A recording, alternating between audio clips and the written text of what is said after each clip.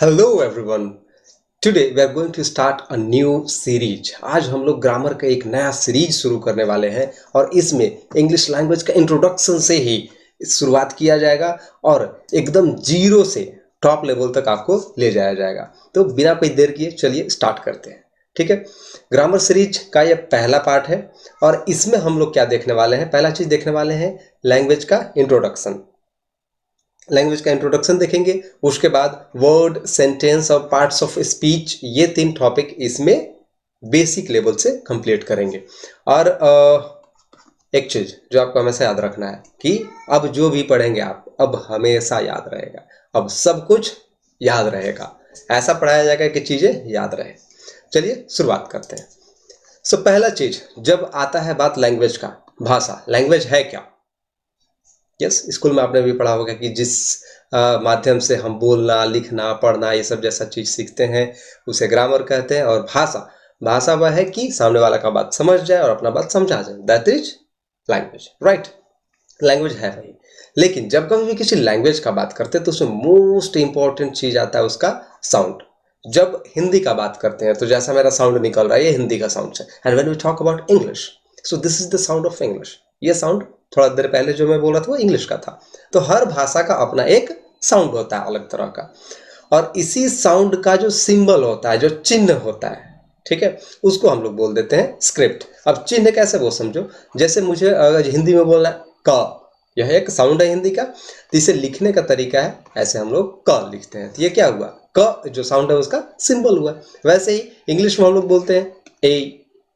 ए एक साउंड है और इसका यह एक सिंबल है, इसी को बोला जाता है स्क्रिप्ट। हिंदी में इसको बोलते हैं देवनागरी और इंग्लिश के स्क्रिप्ट को बोलते हैं हम लोग रोमन। इतना तो पता होगा आई थिंक। तो स्क्रिप्ट में अगर आसान भाषा में और बोलचाल की भाषा में या इजी वे में कहना चाहूँ तो यह एक राइटिंग स्टाइल है, ठीक है, लिखने का तरीका है। अब जैसे ये जो लिखा हुआ है अ है, लेकिन ये है तो इसी के जैसा, लेकिन इसका डायरेक्शन यहाँ पे चेंज है, इसलिए ये अ नहीं कहा जाएगा। ये भी अ है तो वैसा ही, लेकिन नहीं कह सकते हैं। ये दिख तो रहा आर के जैसा लेकिन उल्टा है, इसलिए ये गलत है। ये भी गलत है। सही आपका कौन सा है? ये तो इसका एक पैटर्न, वेल डिसाइड पैटर्न है, उसी के हिसाब से ये चलना चाहिए। स्क्रिप्ट, जब हम स्क्रिप्ट की बात करते हैं, राइटिंग स्टाइल की बात करते हैं, तो इंग्लिश एक्चुअली लिखने के लिए तो 26 ही अल्फ़ाबेट्स होते हैं, राइट। लेकिन जब हम बात करते हैं स्पोकन का, स्पोकन इंग्लिश का, इंग्लिश बोलने का, तो इसके लिए 44 आईपीए होते हैं। अब ऐसा क्यों है वो समझिए। अब होता क्या है, हिंदी में हम जो भी बोलते हैं, जैसा बोलते हैं वैसा ही लिखते हैं। अगर हमें बोलना है कि जैसे किताब, तो क ई ता ब, जैसा हम लोग बोलते हैं वैसा ही लिखते भी हैं। हिंदी का ये सिस्टम है, बट इंग्लिश का थोड़ा अलग है। कैसे है ये एग्जांपल देके आपको समझ में आएगा। जैसे सी यू टी क्या पढ़ेंगे, राइट। बी यू टी क्या पढ़ेंगे, yes absolutely right. P U T क्या पढ़ेंगे, थोड़ा कंफ्यूजन हो गया ना। अब जब सी यू टी आपका कट होता है, बी यू टी बट होता है, तो पी यू टी तो पट होना चाहिए, लेकिन एक्चुअली होता क्या है, पुट। ऐसा क्यों है? ऐसा इसलिए है क्योंकि इसका बोलने का जो आर्टिकुलेशन हम लोग करते हैं उसका सिस्टम इंग्लिश का अलग है, और उसके लिए 44 आईपीए हैं, इंटरनेशनल फोनेटिक अल्फाबेट्स, ठीक है। इन 44 में क्या होता है कि 20 तो सिर्फ वॉवेल्स हैं। जब हम लोग ये 26 अल्फाबेट्स की बात करते हैं तो इसमें वॉवेल्स आपके 5 हैं, कॉन्सोनेंट्स 21 है। ए ई आई ओ यू वॉवेल्स है, बाकी सारे कॉन्सोनेंट्स, ये आपको पता होगा। बट ये जो 44 आईपीए हैं, इसमें 20 सिर्फ और सिर्फ वॉवल साउंड्स है। इन साउंड्स में मोनोफ्थोंग्स, मतलब वैसा साउंड जिसका एक सिर्फ साउंड निकलता, मोनो, मोनो मतलब एक होता है, ठीक है, जैसे अ, ए, इस तरह का 12 है। कुछ है डीप थोंग्स, डीप मतलब थोड़ा गहरा, मतलब थोड़ा ज्यादा इसका साउंड आएगा, जैसे ए दो, मतलब मोनो दो मिलता है तो एक डीप बनता है, ठीक है। जैसे ए ई ओ ई, इस तरह का ओ ई, बोई, ये रहा आपका डिप्थोंग्स। तो मोनोफ्थोंग्स और डिप्थोंग्स ये दो मिलकर के बनते हैं 20 वॉवल्स आपके, और रिमेनिंग सारे कॉन्सोनेंट्स। कॉन्सोनेंट्स आपके हो जाएंगे 24 प्लस 20 वॉवेल्स टोटल आपके हो जाएंगे 44 IPA। अब ये IPA क्या है शॉर्ट में देख लेते हैं हम लोग।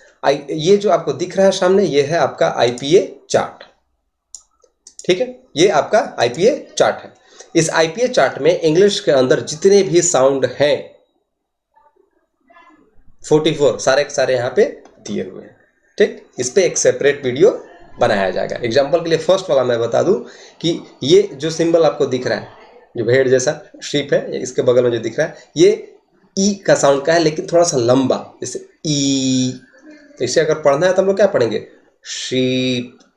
इसे पढ़ना है तो क्या पढ़ेंगे, ship ship sheep ship sheep. ये भी देख लीजिए, बुश, ये बूट, बुश बूट, उ उ। ये हल्का सा डिफरेंस है, ऐसे ही अलग अलग साउंड्स यहाँ पे है। अब इसका यूज कहाँ पे है, तो यूज इसका वहां पे है जब आप किसी चीज को अच्छे से पढ़ सकें। कैसे उसको एक्चुअली पढ़ना है। कई बार ऐसा होता है कि इंग्लिश का जो वर्ड है जैसा दिखता है वैसा पढ़ाता नहीं, और कई बार हम लोग ये मिस्टेक कर जाते हैं, मेरे से भी कई बार ऐसा हो जाता है, ठीक है। तो आपको थोड़ा सा अभी कहीं लग रहा है कि ये वर्ड का प्रोनाउंसिएशन थोड़ा अलग हो सकता है, then what you can do is that you can simply go on website and you can open this dictionary. ये डिक्शनरी जो है बिल्कुल फ्री ऑफ कॉस्ट है, कैम्ब्रिज डिक्शनरी। ये आपको बहुत इजीली अवेलेबल हो जाएगा ऑनलाइन, आपके फोन में भी एक्सेसिबल है, आप लैपटॉप से भी कर सकते हो। ये जो इंटरफेस दिख रहा है ये लैपटॉप का है। तो जैसे ही आप सर्च करोगे, जैसे डिक्शनरी वर्ड यहाँ पे सर्च करा गया, उसके नीचे एक दिख रहा होगा, इसी को जूम करके यहाँ पे रखा गया है। ये जो साउंड है इसको बोला जाता है फोनेटिक ट्रांसक्रिप्शन। मतलब जो बोलना है उसको कैसे बोलना है वो ऐसे यहाँ पे शो किया जाता है, ठीक है। तो यहां से ये चीज आपको क्लियर हो जाएगा। अब ये जानने के लिए पहले आपका IPA क्लियर होना चाहिए, तो वो बाकी के किसी चैप्टर में क्लियर कराया जाएगा तो ये भी समझ में आने लग जाएगा। बस जानकारी के लिए यहाँ पे था कि 44 IPA क्या है, ठीक है। अब आगे बढ़ते हैं। जब हम किसी भी चीज का बात करते हैं, ठीक है, तो उसमें एक सिस्टम होना लाजमी है। चाहे चीज चाहे कोई भी सिस्टम उसका होता है, वैसे ही लैंग्वेज का भी अपना सिस्टम है, ठीक है। अब जैसे फोनोलॉजी, फोनोलॉजी फोन, ये जो वर्ड बना है फोन, इसका मतलब ही होता है साउंड। अब लॉजी, लॉजी का मतलब होता है स्टडी, ठीक है। जैसे बायोलॉजी, बायो मतलब जीवन से जुड़ा हुआ चीज, उसके स्टडी को बायोलॉजी बोलते हैं। वैसे फोन साउंड से जुड़ा हुआ चीज जितना भी उसको फोनोलॉजी बोलते हैं। जैसे हम लोग ये भी देख रहे थे, ये एक फोनोलॉजी का पार्ट है जिसमें कि साउंड का स्टडी किया जाता है। Next one is morphology. Morphology कहने का मतलब है वर्ड का स्टडी, ठीक है। अब जैसे फॉर एग्जांपल ये लिखा हुआ है क्या, हैप्पी, ठीक। अब इसी में UN सिर्फ जोड़ दिया जाए तो ये क्या बन जाता है, अनहैप्पी, ठीक है। तो सिर्फ UN ऐड करने से इसका पूरा का पूरा मीनिंग चेंज हो जाता है कि नहीं, ये खुश और ये ना खुश। तो ये है मोर्फोलॉजी, जिसमें हम लोग ये सीखते हैं कि वर्ड का फॉर्मेशन कैसे होता है। और जो नेक्स्ट है वो है सिंटेक्स। सिंटेक्स में हम लोग ये सीखते हैं कि सेंटेंस का फॉर्मेशन कैसे करना, और इसी में हम लोग टेंस, वॉइस, नरेशन, ये सब जैसी चीजें पढ़ते हैं। और ये जो मोर्फोलॉजी है ये इसके अंतर्गत आपका सारा का सारा पार्ट्स ऑफ स्पीच आ जाएगा, क्योंकि पार्ट्स ऑफ स्पीच हम लोग क्या करते हैं, एक वर्ड का ही तो स्टडी करते हैं अलग अलग। आइए थोड़ा देर में ही बस बता रहे हैं कि एक्चुअली पार्ट्स ऑफ स्पीच होता क्या है, तो क्लियर हो जाएगा ये भी चीज। नेक्स्ट, लैंग्वेज में कुछ स्किल होते हैं, और लैंग्वेज चाहे कोई भी हो, हिंदी हो, इंग्लिश हो, कोई भी लैंग्वेज हो, तो लैंग्वेज का स्किल कुछ कुछ चीज है। अब जैसे स्पोकन स्किल है, रिटन, दो चीज होता है लैंग्वेज में, बोलना और लिखना। जब हम बात करते हैं बोलने की तो इसमें दो तरह का स्किल आएगा, एक लिसनिंग, एक स्पीकिंग। मतलब अगर कोई इंग्लिश में बोल रहा है, if there is someone who is talking in English and if you are able to understand what the other person is saying, that means your listening is okay. अभी मैंने जो भी थोड़ा देर पहले बोला, अगर ये चीज आप अच्छे से समझ पा रहे हो तो आपको लिसनिंग आती है, ठीक है।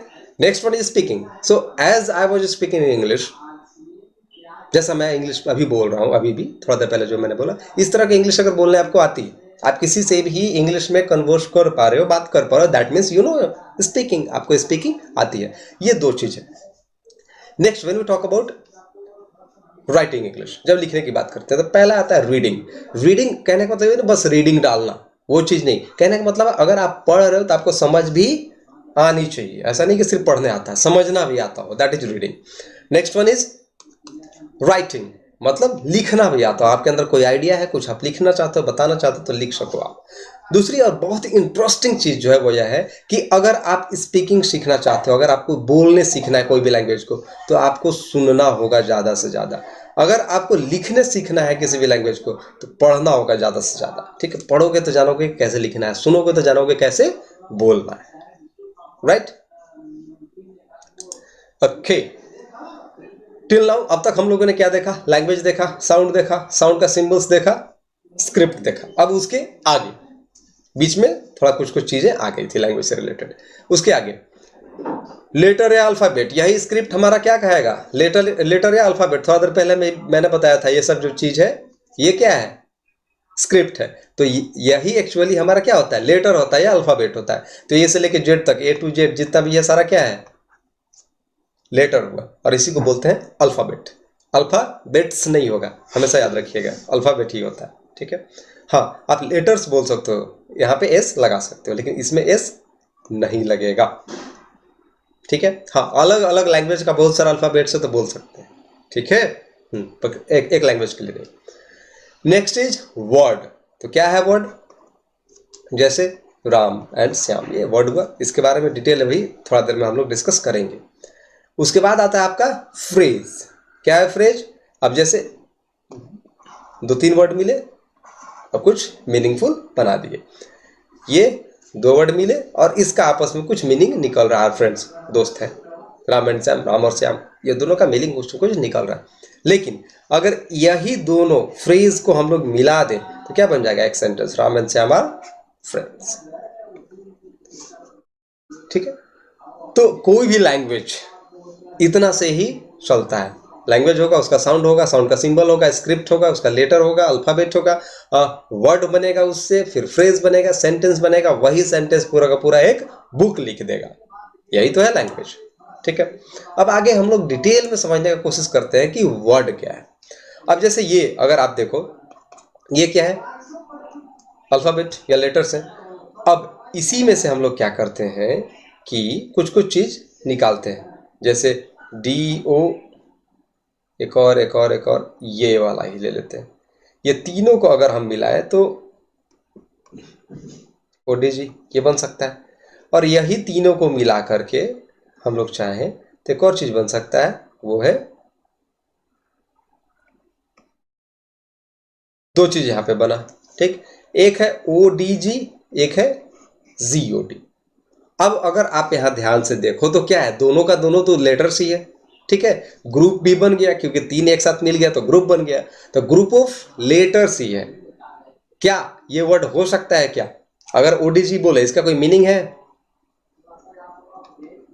मीनिंग बिल्कुल नहीं, लेकिन इसका मीनिंग है। ओडीजी का कोई मीनिंग नहीं होता, लेकिन जीओडी का मीनिंग होता है गॉड। ठीक है, तो जो बात मैं आपको समझाना चाह रहा हूं वह यह है कि जब कभी भी बात करना हो कि वर्ड क्या है, तो वर्ड एक मीनिंगफुल ग्रुप ऑफ लेटर्स है, उसको वर्ड बोलते हैं। कभी भी ऐसा मत सोचिएगा कि group of letters is word. Group of letters can't be word until and unless it has some meaning। जब तक उस ग्रुप ऑफ लेटर का कुछ मीनिंग नहीं निकलता वो वर्ड नहीं हो सकता। क्लियर? Next sentence. अब जैसे यहां पे एक एग्जांपल देख लीजिए आप, friends are and Ram Shyam. क्या है? वर्ड है, वर्ड का ग्रुप, ये पूरा का पूरा वर्ड का ग्रुप है। लेकिन क्या इस वर्ड के ग्रुप का कोई मीनिंग है क्या? बिल्कुल नहीं है। लेकिन Ram and Shyam are friends, इसका तो मीनिंग है ना? तो यह एक सेंटेंस है। तो अगर हमें बताना हो कि व्हाट इज सेंटेंस, तो अ मीनिंगफुल ग्रुप ऑफ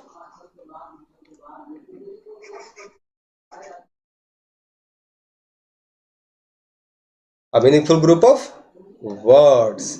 तो ध्यान जो रखना है वो यह है कि मीनिंगफुल होना जरूरी है। अगर मीनिंग नहीं है तो उसका कोई भी वैल्यू नहीं। मीनिंग होना ही चाहिए, मीनिंग होगा तभी सेंटेंस है, मीनिंग होगा तभी वर्ड।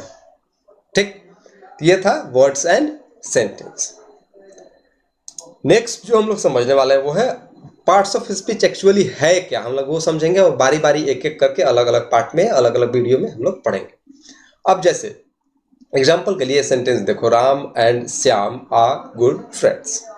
ये क्या है, एक सेंटेंस है। थोड़ा देर पहले भी हम लोगों ने देखा था कि इस तरह का सेंटेंस होता रहा कि वर्ड्स बहुत सारे हैं, उसका कुछ मीनिंग निकलता तो वो सेंटेंस होता है Ram and Shyam are good friends. Ram और श्याम अच्छे दोस्त हैं, इसका कुछ मीनिंग कन्वे हो रहा है, दैट मीन्स कि इट इज सेंटेंस।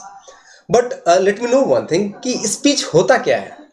जब हम बात करते हैं स्पीच की, तो स्पीच आखिर है क्या? हाँ, 15 अगस्त 26 जनवरी वगैरह में क्या होता था, स्पीच देते क्या करते थे, कुछ ना कुछ सेंटेंस ही तो बोलते थे, वही तो है स्पीच। तो स्पीच दैट मीन्स व्हाट, जो हम बोलते हैं दैट इज स्पीच। तो हम अगर एक सेंटेंस ये बोल रहे हैं तो ये भी क्या है, स्पीच है। अब यही माय डियर फ्रेंड्स क्या करते हैं कि इसी स्पीच को क्या कर दें, हम पार्ट बाय पार्ट डिवाइड कर दें, अलग अलग पार्ट बना दें सबका। ये राम क्या है, नाउन है। ये एंड क्या है, जोड़ने का काम कर रहा है, ये रहा आपका कंजंक्शन है। ये आर क्या है, हेल्पिंग वर्ब भर है। गुड, गुड क्या है, एडजेक्टिव है। फ्रेंड्स क्या है, ये भी आपका नाउन है। ठीक, तो एक्चुअली यहां पे हो क्या रहा है, आपने देखा कि सेंटेंस का अलग अलग पार्ट जब हम कर देते हैं और उसे लैंग्वेज की भाषा में, ग्रामर की भाषा में बोलते क्या, जैसे राम, राम मतलब तो है राम, आई मतलब मैं, आर मतलब है, एंड मतलब और, मतलब तो अलग चीज है, लेकिन आखिर ग्रामर की भाषा में उसे क्या बोलते हैं। एंड क्या है, कनेक्ट करने वाला है, कंजंक्शन है। आर क्या है, वर्ब है। गुड क्या है, एडजेक्टिव है। तो ये सब चीज जो टर्म है उसे ही बोलते हैं parts of speech. That means कि किसी भी सेंटेंस का पार्ट बाय पार्ट ग्रामर की लैंग्वेज में होता क्या है, उसी को पार्ट्स ऑफ स्पीच बोलते हैं। और जस्ट सोच के देखो कि अगर सेंटेंस का हर एक वर्ड क्या है ये आपको समझ में आ जाएगा तो क्या वो सेंटेंस समझ में नहीं आएगा? बिल्कुल आएगा, बस थोड़ा सा रूल्स जानने का जरूरत होगा और सारा चीजें समझ में आएगा। लेकिन first of all what you need is that you need to know parts of speech perfectly. आपको पार्ट्स ऑफ स्पीच अच्छे से आना ही चाहिए, तभी आप किसी लैंग्वेज को अच्छे से समझ पाएंगे। तो वन बाय वन करके हम लोग सारा का सारा parts of speech at first देखेंगे, उसके बाद बाकी चीजें की जाएंगी। क्लियर है? ओके, तो पहला ही नेक्स्ट ही जो पार्ट होगा, जैसे पार्ट 1 हम लोगों ने क्या देखा, लैंग्वेज का इंट्रोडक्शन देखा, कुछ जान पाए हम लोग एक्चुअली लैंग्वेज क्या है, साउंड से लेकर के पार्ट्स ऑफ स्पीच तक समझ पाए। ठीक है, अगले ही पार्ट में एक एक करके हम लोग पार्ट्स ऑफ स्पीच देखेंगे। नेक्स्ट जो पार्ट आएगा वो नाउन पे होगा। So I hope this video is helpful for you, आपके लिए हेल्पफुल होगा।